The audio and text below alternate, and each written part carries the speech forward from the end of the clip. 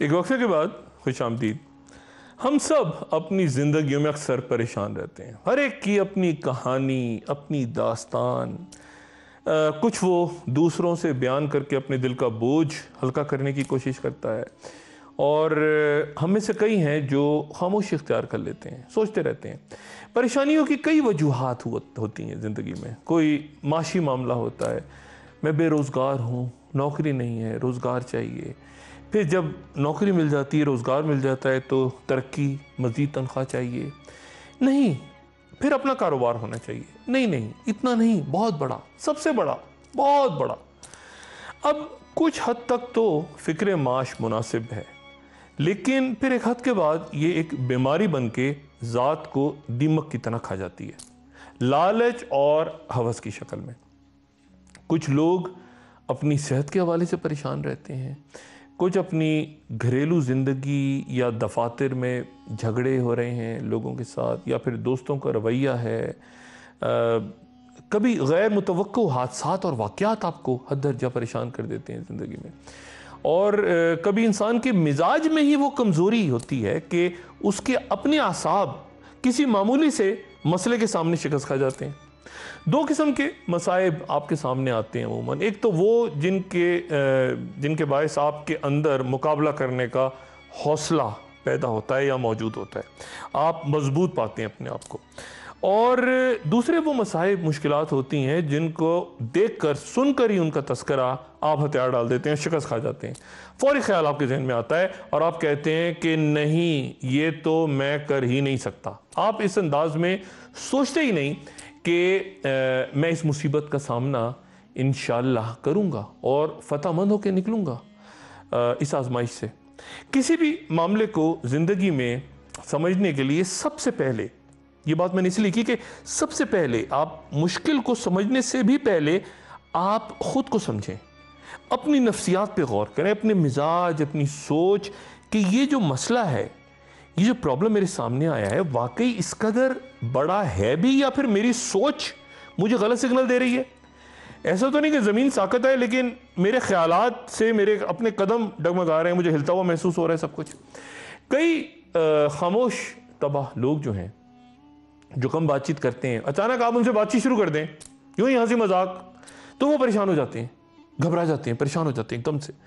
اور کبھی انتہائی باتونی، چاپلوس قسم کے جو لوگ ہیں، ان کو آپ پابند کر دیں کہ اگلے 2 گھنٹے تک تم نے محفل میں خاموش بیٹھے رہنا ہے، تو آپ پھر ان کی پریشانی دیکھیے گا۔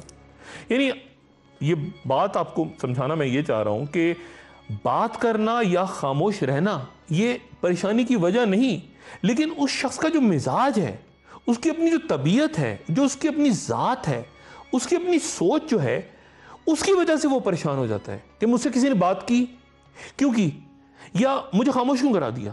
اس لیے خود کو سمجھنا، اپنی خوبی یا اپنی خامی پر گہری نظر رکھنا، اس پہ قابو پانا، یہ پریشانیوں سے نبرد آزما ہونے کا اہم ترین مرحلہ ہے۔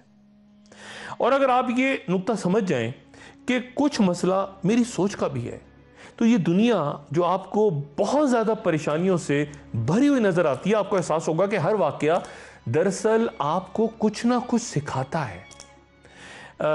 کبھی اندھیرے ہوں گے دنیا میں، انسان بہت پریشان ہوا ہوگا، اندھیرا ہے، گھپ ہے، کیا کروں، کہاں جاؤں، تاروں کو دیکھتا ہوگا، لیکن پھر اس نے آگ جلائی، روشنی کی ہوگی اور سیکھ لیا ہوگا۔ ہم کتابوں سے اتنا نہیں سیکھتے جتنا انسانوں سے سیکھتے ہیں، یا پھر زندگی ہر روز ہمیں خود سکھاتی ہے۔ اگر یہ بات ذہن میں رہے کہ آپ اکثر اپنی ہی غلطیوں یا کمزوریوں کے سبب دوسرے انسانوں یا پھر زندگی کا شکار ہو جاتے ہیں اپنی وجہ سے، اور آپ پہ کوئی ظلم نہیں ہوتا، کیونکہ اللہ نے آپ کو عقل، شعور، سوچنے سمجھنے کی تمام صلاحیت بھی دی ہوتی ہے۔ کئی دفعہ آپ اپنی غلطیوں سے، اپنی وجہ سے مارے جاتے ہیں، اس بات کو بھی تسلیم کریں، اپنی مزاج کی وجہ سے۔ اور پھر اکثر یہ جملہ سنتے ہیں، آپ بار بار کچھ لوگوں سے سن رہے ہوتے ہیں، میں کیا کرتا، میری تو قسمت ہی ایسی ہے، میں تو سوچ رہا تھا، بڑی نحوست ہے، مجھے تو پتہ ہی نہیں چلا، ایک موقع پھر مل جائے کسی طرح ذرا سی غلطی ہو گئی، آئندہ نہیں ہوگا، اب ایسے کروں گا وغیرہ وغیرہ، یہ سب پچھتاوے کے اظہار ہیں۔ اور اگر یہ بار بار زندگی میں یہ جملہ کوئی دہرانے لگے، ایک آدھ بار تو ہو جاتا ہے، لیکن بار بار اگر یہ عادت ہی بن جائے تو رفتہ رفتہ پھر آپ اس درجے سے ہی ہٹتے چلے جائیں گے جہاں اللہ تعالیٰ نے آپ کو اشرف المخلوقات کا درجہ دے کر فائز کیا تھا۔ ان پریشانیوں یا صدمات کی وجہ سے انسان زیادہ سیکھتا ہے۔ اب دیکھ لیں، ایک ذرا سا جھٹکا وائرس نے دیا اور انسان نہ صرف اگلے کئی سال کی ترقی، انسانوں کے منصوبے اور ارادے برباد ہو گئے۔ صرف ایسا نہیں ہوا، آگے کا نہیں ہوا، بلکہ اس وائرس نے، ایک جرثومے نے اسے کئی دہائیوں یا صدیوں شاید پیچھے لے جا کے پھینک دیا۔ اور اس قدر پریشانی، افراتفری، ہیجان ہر طرف، یہ کرونا وائرس کا، شاید وائرس کا نہیں بلکہ انسان کو اپنا جو احساس برتری تھا اس کا شاید ایک بار پھر برباد ہونے کا زیادہ صدمہ اور دکھ ہے۔ وہی سادہ سی بات جو ایک اعلیٰ مرتبہ شخصیت نے ایک دفعہ ادا فرمائی تھی کہ میں نے خدا کو اپنے ارادوں کے ٹوٹنے سے پہچانا۔ آخر زمان سے پہلے ایک اہم نشانی اس دور کی یہ ہے کہ علم اٹھا لیا جائے گا، اور وضاحت اس کی یہ فرمائی کہ علم ختم ہونے کا مطلب یہ ہے، مراد یہ ہے کہ عالم بھی ختم ہو جائیں گے۔ آپ اس دور میں دیکھیں، آپ کو یک طرفہ معلومات، انفارمیشنز آتی نظر آ رہی ہیں ہر روز، اور لوگ عام فخر سے ایک دوسرے سے کہتے ہیں کہ یہ انفارمیشن کا دور ہے، انفارمیشن ٹیکنالوجی کا دور ہے، یا پھر یہ کہ میرے پاس بڑی خبریں ہیں، بڑی معلومات ہیں، میں بڑا ویل انفارمڈ ہوں، بڑی انفارمیشنز ہیں اس کے بارے میں، وہ بڑا ویل انفارمڈ ہے، بڑی معلومات ہیں، بڑی انفارمیشنز ہیں اس کے پاس۔ علم کا کوئی تعلق نہیں ہوتا انفارمیشن کے ساتھ، نالج کا کوئی تعلق نہیں ہوتا انفارمیشن کے ساتھ، معلومات کے ساتھ۔ اس لیے ہم معلومات اور انفارمیشنز کے اس دور ابتلا میں علم یا نالج کو ختم ہوتا دیکھ رہے ہیں۔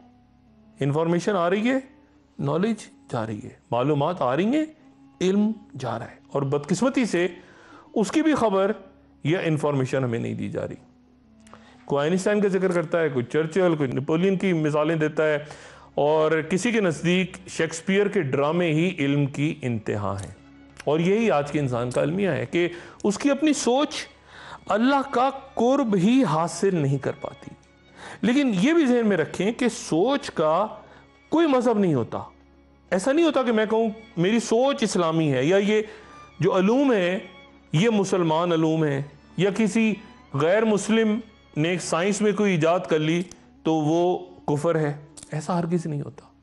ہم نے صرف یہ دیکھنا ہوتا ہے کہ یہ سب انفارمیشن، یہ نالج، یہ علم و فنون، یہ سائنس، یہ ترقی کہاں جا کے رک جاتی ہے۔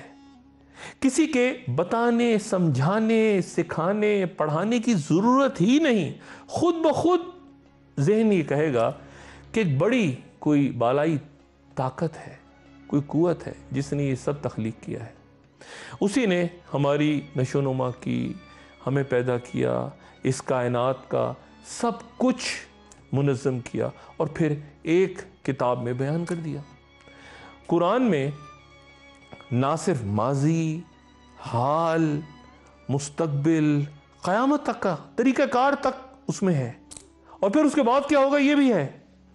آپ کے پاس جس مدرسے، جس بڑے کالج، اسکول، یونیورسٹی، بہترین ڈگریاں ہوں، چند سالوں کے بعد آپ اپنی پرانی کتابیں جا کے کھولیں، وہ ردی ہوں گی۔ نئی تحقیق، نئے فارمولے، نئی جو ہے وہ ریسرچ، انکشافات، نئی بحث، سب کچھ بدل چکا ہوگا۔ پھر آپ قرآن کو جا کے دیکھیے گا، وہی جو آپ نے بچپن میں پڑھا تھا۔ جب بہت کچھ سیکھ کر، سمجھ کر، پڑھ کر، بہت سارے نئے طریقے، انداز، فنون، علوم سب تھک جائیں، بیزار ہو جائیں، اکتا جائیں، ہر روز اتنا تبدیل ہو رہا ہے، انفارمیشنز آ رہی ہیں، خبریں، ڈیٹا، ریسرچ، سب کچھ ہو رہا ہے، کمپیوٹر کھلے ہوئے، لیپ ٹاپس، اسمارٹ فونز آ گئے، آگے کیا اپلیکیشنز ڈاؤن لوڈ کرو۔ جب کبھی تھک جائیں تو چند لمحات نکال کے یاد کیجئے گا کہ آپ کو پہلا کلمہ طیب، طیب مانے پاک، یہ بچپن میں جب سکھایا گیا تھا. یا پھر سورہ فاتحہ، آیت الکرسی. نماز کس طرح پڑھتے ہیں؟ جو سکون یا اطمینان اور خوشی آپ کو وہ سب کچھ پڑھ کے سیکھ کے اس وقت حاصل ہوئی تھی، آج بہت ساری ڈگریاں، بہت سارا پیسہ، یہ ٹیلی فون، یہ کتابیں، اخبارات، ٹی وی پہ خبریں، ڈرامے، فلمیں، بازار، دوست احباب، الماریوں میں سجی ہوئی کتابیں ہیں، بینک بیلنس، سب بہت کچھ ہوگا، کچھ نہیں ہوگا. کتابیں اٹھاتے ہیں، آپ رکھ دیتے ہیں ایک طرف، ٹی وی ریموٹ سے چینج کرتے رہتے ہیں، بیداری سے واپس رکھ دیتے ہیں. وہ سکون، وہ خوشی ملتی ہے پہلا کلمہ طیب والی. یہ دوزخ اور جنت خالی جزا و سزا نہیں، ایک کو شہر آصب ملتا ہے اور دوسرے کو بہشت. کچھ لوگ کامیاب ہو کر ایک طرف جا نکلتے ہیں اور کچھ ادھر ادھر جا گرتے ہیں. خدا کے ہاں یہ دنیا بہت چھوٹی سی اور کائنات کی وسعتیں بہت بڑی ہیں.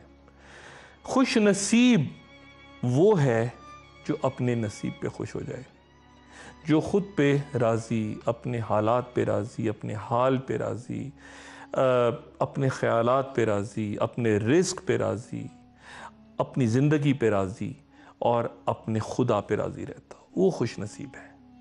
اور جو ایسا نہ کر پائے وہ پریشان بھی اور شاید بد نصیب بھی.